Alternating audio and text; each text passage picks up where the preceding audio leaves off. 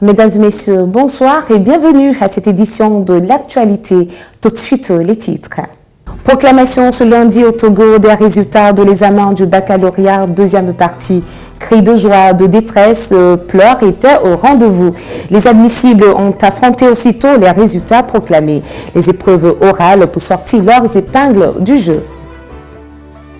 Ouverture ce lundi à Lomé de la 3e conférence sur le financement de développement à Addis Abeba en Éthiopie. En prélude à cette rencontre de 4 jours, le mouvement citoyen Action 2015 a organisé des activités un peu partout dans le monde pour appeler aux actes concrets. Attentat suicide samedi dernier au marché central de N'Djamena. Un kamikaze déguisé en femme s'est fait exploser. Bilan 16 morts et 80 blessés. Attaque meurtrière revendiquée par la secte islamique Boko Haram. Et puis sport football, démarrage hier dans le district numéro 10 de football de la 16e édition du tournoi d'intégration sur le haut parrainage de l'imprimerie Label Print. C'est en présence de l'entraîneur adjoint des EPAV du Togo, Abalo Odosé. Bienvenue à tous, c'était là les titres. Les candidats au baccalauréat deuxième partie Bac 2 sont fixés sur le sort depuis ce lundi. Cris de joie mêlés de cris de détresse et de pleurs. Une ambiance au cœur de laquelle les admissibles ont affronté les épreuves orales. Notre équipe de reportage était au centre d'écrit du lycée d'Agoué-Nivier. Rodrigue Ayego et Octaviano Alabo pour plus de précisions. Les résultats du baccalauréat deuxième partie Bac 2 ont été proclamés tôt ce lundi sur toute l'étendue du territoire national. Cris de joie, cris de détresse, larmes, tout a été du rendez-vous dans les différents centres d'écrit. Ici, au lycée d'Agoué-Nivé, l'ambiance a été la même. Une foule immense y a effectué le déplacement.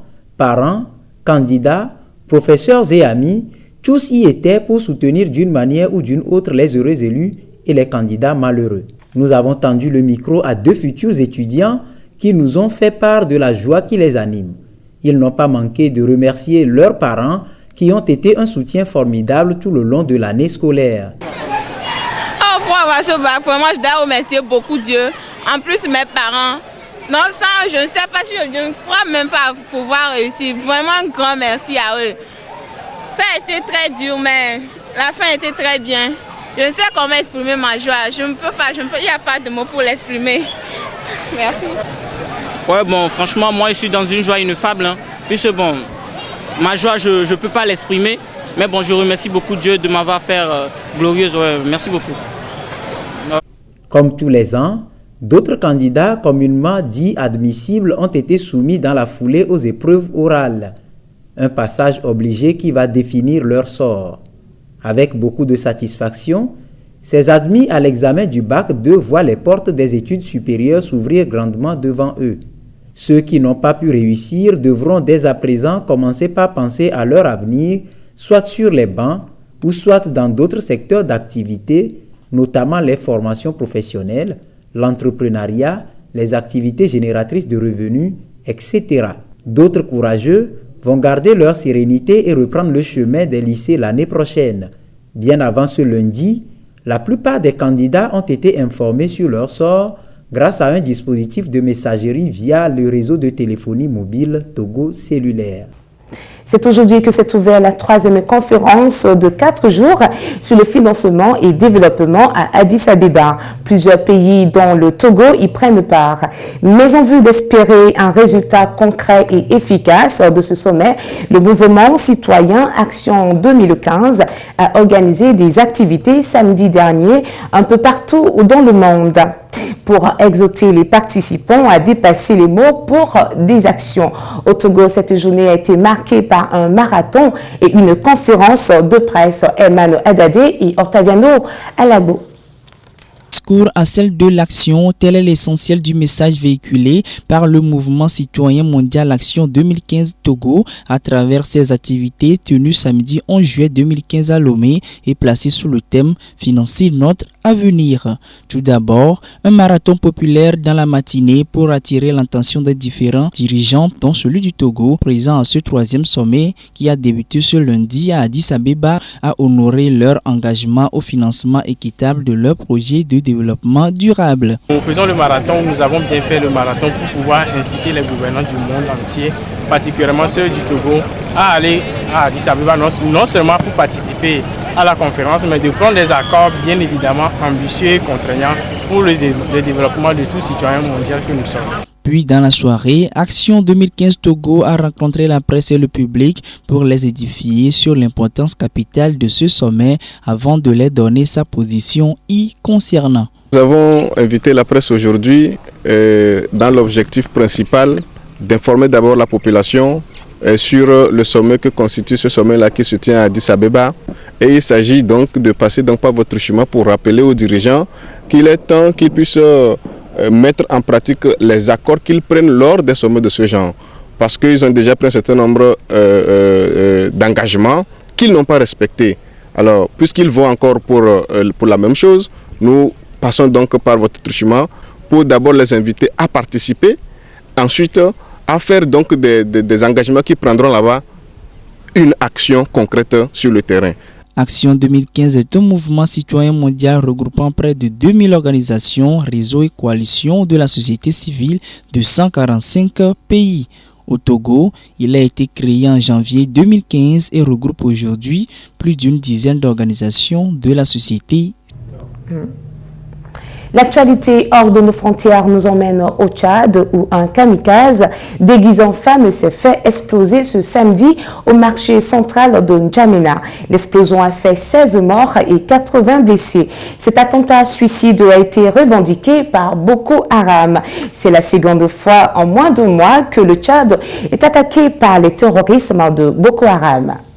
Le Tchadien a été encore une fois le théâtre d'un acte terroriste. Un kamikaze déguisé en femme et qui portait une boca s'est fait exploser samedi 11 juillet devant l'entrée du marché central. Bilan, 15 morts et plus de 75 blessés. La population n'arrive pas à écouter la voix du gouvernement et à prendre à son niveau, à s'assurer d'un certain nombre de contrôles. Donc, comme nous, on parle souvent de la solidarité et tout ça, quand quelqu'un vient d'emblée, on ne se méfie pas de lui. On laisse entrer les gens et tant qu'on aura cette mentalité, tant aussi on aura à faire face donc, au terrorisme. C'est la deuxième fois en moins d'un mois que le Tchad est frappé par de telles attaques.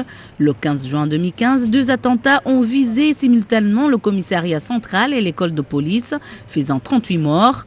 Face à cette menace terroriste, les autorités tchadiennes sont appelées à renforcer encore une fois les mesures de sécurité. Le gouvernement doit davantage renforcer les mesures de contrôle, essayer d'augmenter les aspects techniques de contrôle, c'est-à-dire avec les caméras de surveillance, le contrôle physique, mais le grand travail reste au niveau de la population. Si on veut finir avec le Boko Haram, je crois que la population doit être sensibilisée pour que à n'importe quel coin du territoire, les gens prennent conscience du danger et qu'ils se préparent en conséquence à dénoncer tout ce qui est suspect pour permettre aux autorités donc, de prendre les mesures y afférentes. Le groupe terroriste Boko Haram a revendiqué ses attentats suicides de N'Djamena.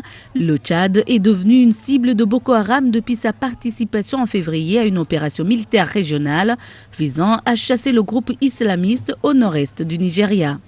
Le premier tour de l'élection présidentielle au Burundi a été reporté.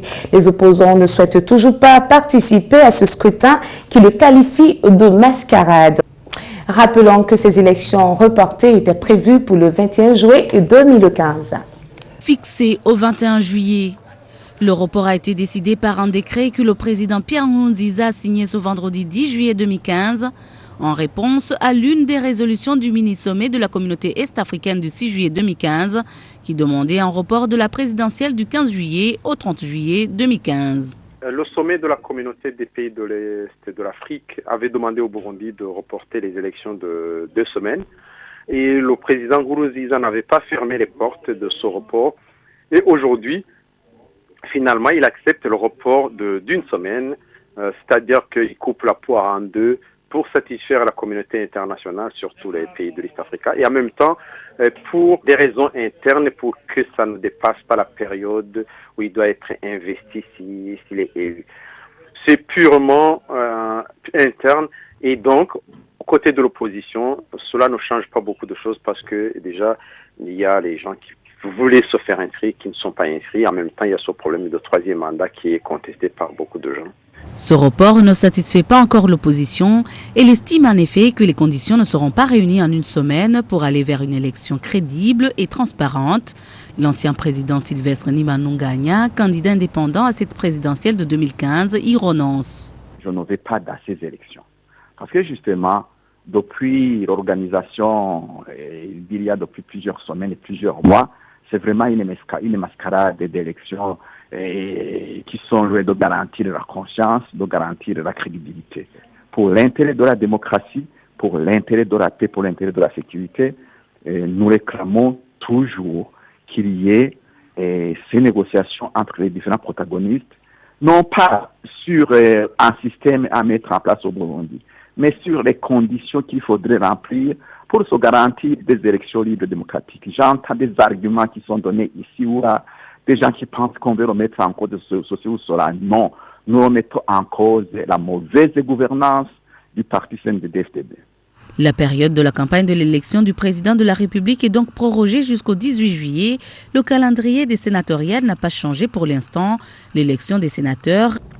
La Bosnie a marqué samedi le 20e anniversaire du massacre de Srebrenica, c'était en juillet 1995, où 8000 hommes et garçons musulmans ont été tués par les forces serbes. Une tuerie qualifiée de génocide par la police internationale. 136 victimes identifiées sur 8000 personnes tuées ont été mises en terre ce lundi. La police serbe, quant à elle, a interdit toute manifestation et rassemblement public. Une décision qui a suscité la déception au sein de la population. Le 20e anniversaire du massacre de quelques 8000 hommes et garçons musulmans à Srebrenica. Une tuerie qualifiée de génocide par la justice internationale. Les cérémonies ont commencé. Les cercueils de 136 victimes identifiées vont être mis à terre. Environ 50 000 personnes, dont des proches des victimes et des survivants, sont attendues. Le Premier ministre serbe est présent. Il a condamné un crime monstrueux. En Serbie, en revanche, la police a banni hier tout rassemblement public prévu à Belgrade, ce qui a suscité la déception dans les rues. Écoutez. Il y a des gens à Belgrade qui veulent vraiment rendre hommage aux victimes du génocide de Srebrenica. Et même si le rassemblement que nous avions prévu devant le Parlement a été interdit, nous nous sommes tout de même réunis ici. Une fois de plus, nous avons eu la confirmation que la liberté de rassemblement dans ce pays n'existe pas. Une fois de plus, la Constitution et les lois ont été enfreintes. Nous devions nous rassembler pacifiquement. Nous voulions seulement rendre hommage aux victimes de façon que de telles choses ne se reproduisent jamais nulle part dans le monde. C'est une honte. C'est une honte qu'on ne puisse pas manifester devant le Parlement. Et puis sport football pour terminer. La 16e édition du tournoi d'intégration organisé par le comité des jeunes pour la promotion du football CJPF sous le parrainage de l'imprimerie Label Print a démarré hier dans le district numéro 10 de football de Lomé. Une compétition qui regroupe 38 clubs repartis en 8 poules de 4 et qui s'étale sur environ 6 semaines. Rodrigo Ayego et Octaviano Alagbo pour plus de précisions. Démarrage dimanche dernier de la 16e édition du tournoi d'intégration dans le district numéro 10 de football de Lomé sur le terrain de l'école primaire publique d'Aflaou-Soviépé. 2 matchs ont marqué cette première journée dans le groupe A. Le premier, qui a opposé Diable Rouge à l'AS IAEC, n'a connu ni vainqueur ni vaincu. Un but partout, c'est le score à l'arrivée. Le second a mis aux prises Renaissance et Dauphin de Visa. Elle a été précédée de la cérémonie d'ouverture avec le coup d'envoi donné par un trio composé du directeur général de l'institution de microfinance COPECFI, du représentant du parrain de cette édition, le directeur général de l'imprimerie Label Print et du président du district numéro 10 de football de Lomé, Noublega Akwete Pierre. Il a été aussi observé 1 minute de silence en mémoire de Améou Mama Di Ena, sœur aînée de l'international togolais Améou Komlan, également présent dans la loge officielle. On a également noté la présence effective. Élise, Bavadelo. Voici qui met fin à cette édition de l'information sur Espoir 47. Merci de l'avoir suivi. Portez-vous bien et bonne semaine à tous. Victoire nous a confié Kourabodi Hamdan, entraîneur de l'équipe victorieuse qui vise la Dame Coupe. Bon, le secret c'est le travail. Dieu merci, c'est le travail. Il faut permettre-moi de remercier mon Dieu. C'est pas du tout facile. Hier, on a pu livrer un match à Isan à Tivier. Aujourd'hui, on a joué encore. Il faut voir le jeu que les gens ont produit. Dieu merci, on a gagné. Il est dit de procéder avec les petits passes. C'est ça qu'on peut jouer pour marquer. On balance, on va pêcher. Mais ils ont respecté. On vient de gagner notre premier match. Surtout si vous voyez dans le groupe, le match est un peu serré. Le premier match est toujours difficile. Il faut toujours gagner. C'est ça qu'on a fait. Du côté de Renaissance, le temps est au réglage et l'espoir est permis pour la suite. Et c'est ce que nous dit Lougou Maouli Komivi, coach de Renaissance. C'est tout simplement qu'on a sous-estimé l'adversaire, c'est tout. Je suis très sûr qu'il nous reste encore 2 matchs à jouer et je suis sûr que ça ne sera pas la même. On va tous les gagner, je suis sûr. Ça, je ne veux pas vous l'affirmer, mais c'est que Renaissance est composée de la plus grande partie des joueurs de notre FC. Non, c'est vrai que je vais remotiver mes poulains pour leur faire comprendre que perdre un premier match, ce n'est pas la fin de la compétition. Donc on va tout faire pour gagner les 2 autres et se qualifier. S'il plaît à Dieu, remporter la coupe. 32 clubs répartis en 8 poules de 4 prennent part à ce tournoi qui prend fin le 30 août prochain. Les matchs se déroulent sur les mêmes installations tous les après-midi à partir de 13h30 de lundi à dimanche.